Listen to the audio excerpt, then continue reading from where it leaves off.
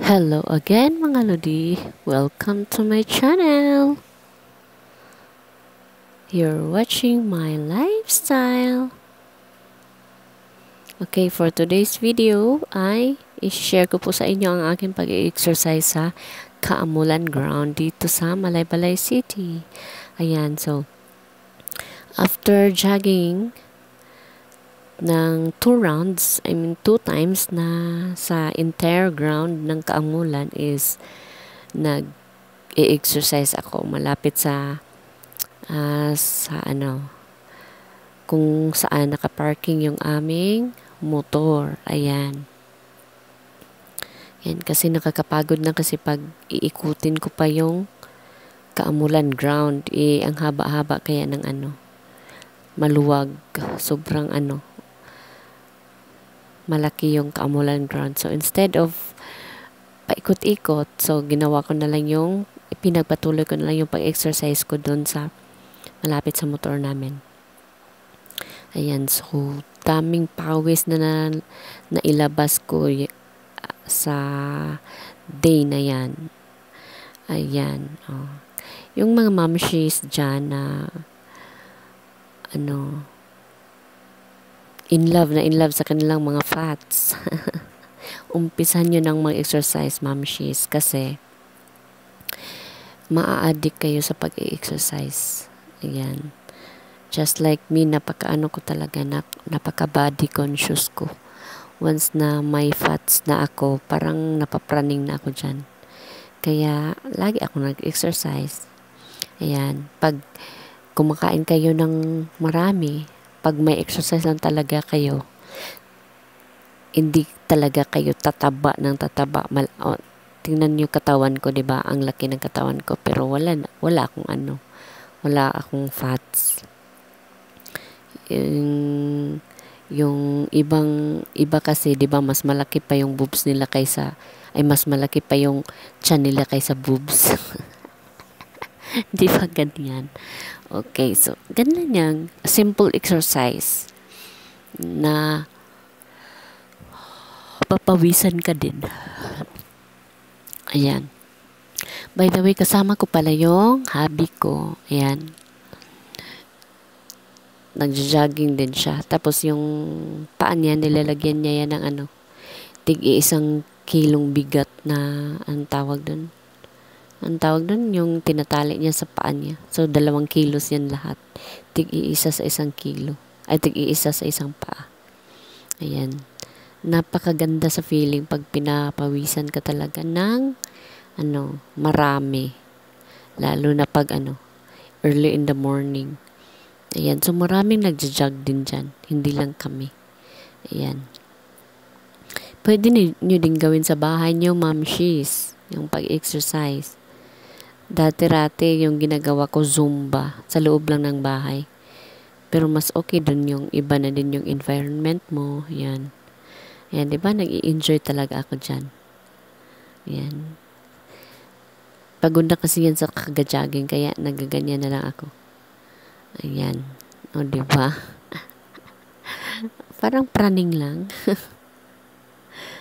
At least, ini-enjoy mo yung ginagawa mo. Yun lang pinaka-importante. Dapat talaga i-change natin yung ating lifestyle para iwas sakit. Kasi pag may edad na talaga tayo, prone na tayo sa mga sakit. Lalo na pag 40s na, nag-o-occur na dyan yung mga sakit natin. Outcome din yan nung lifestyle natin, yung medyo bata pa tayo. Ayan, kaya kailangan natin mag-exercise. Ayan. No, diba? Nag-start kami ng siguro 5:30 kami pumunta doon. Let's just say, nag-start kami ng pagja-jogging is 5:45 yata. Kasi medyo malayo pa yung Kaamulan Ground sa tinitirahan namin. Tapos 1 hour lang. 1 hour na exercise. Ganyan. Kahit 20 minutes lang, okay na din yun. Kahit 20 minutes. Basta araw-arawin nyo lang. Kasi pag ihinto nyo yung pag-exercise nyo, lalo kayong tataba. Lalo na pag habit nyo talaga ay pagkain, lalo na sa sweets. Ay nako. Ngayon, iniiwasan ko na yung sweets. Noon, grabe. Wagas akong kakain ng sweets. Kaya mga lodi, ingatan nyo yung katawan nyo. Kasi maapektuhan yung mga organs nyo. Like, yung pag-exercise din kasi, iwas stress. O, diba? Pag nag-exercise ka, ang ganda ng feeling mo, yung utak mo may peace. Ayan. Masaya ka. 'Di ba? Aside sa gaganda yung katawan mo, gaganda din yung mood mo. Ayan. So, ayan. Nagdala pala ako ng skipping rope. Pero, maikli lang ang skipping rope. Kaya, nahihirapan akong mag-ano. But anyway, naka-jump na ako ng 300 jumps sa skipping rope na yan. Ayan. Ganyan lang. O, diba? Para pang furnish sa exercise mo. Ganyan lang siya. Ayan. Ako lang mag-isa dyan muna kasi nagja-jogging pa yung asawa ko. Ayan. Maya at maya darating siya. Ayan, di ba? Enjoy lang. Enjoy lang. Gawin mo lang araw-araw at masasanay ka din. Hindi lang tayo puro upo na lang. Diba usually tayong mga mamshis is kain, upo, work sa bahay. Diba ganun lang naman yung routine natin. Samahan na din natin ng exercise. Kung wala tayong time lumabas, pwede naman sa loob ng bahay, magzuzumba. Ganyan naman ako dati. Zumba or planking. Dati-rati, ang laki ng bilbil ko. Tapos, yung ginawa ko is planking. Ang planking talaga is super effective na makapa-flat ng yung tummy. Yan.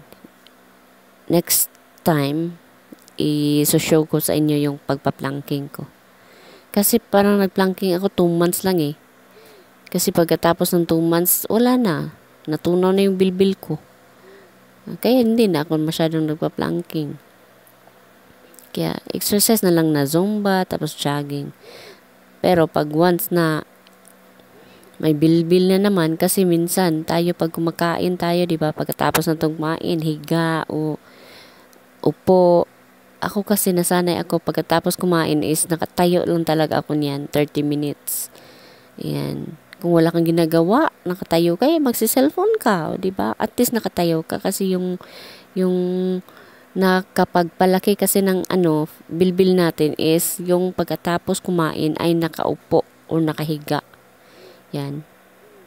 Mag-ano ka muna, tumayo ka muna ng 30 minutes para matunaw lahat ng mo.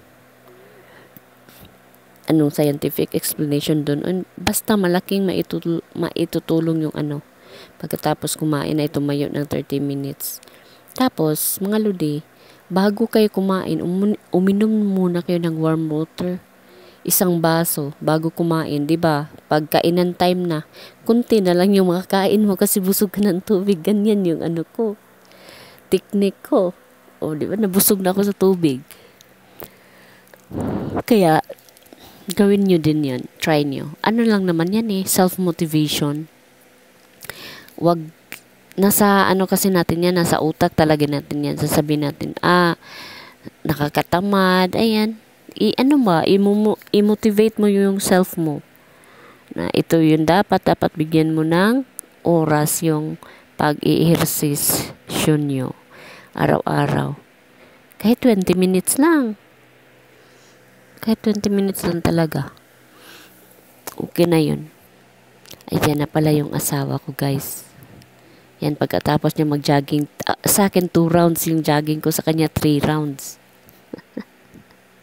Yun ang budget niya. Ako, 2 rounds lang. Kasi ang laki ng sobrang wide ng Kaamulan ground. Paikot-ikot ka. Kakapagod din kaya. Ayan. Tapos may ginamit niyo skipping rope. Tapos ang skipping rope is napakaikli. Tapos ang tangkad niya. Ayan. Pero hindi niya alam na binivideohan ko siya ng time na yan. O, diba? Nagaganyan siya, diba? Usually, pag ganyan yung exercise mo, nakakalaki ng puwet. Grabe siya. Kaka-exercise niya lang yan. Hinahawakan niya agad yung puwet niya. Kala niya lumaki na. Nako. O, ayan. Ayan. Mag-skipping rope yan.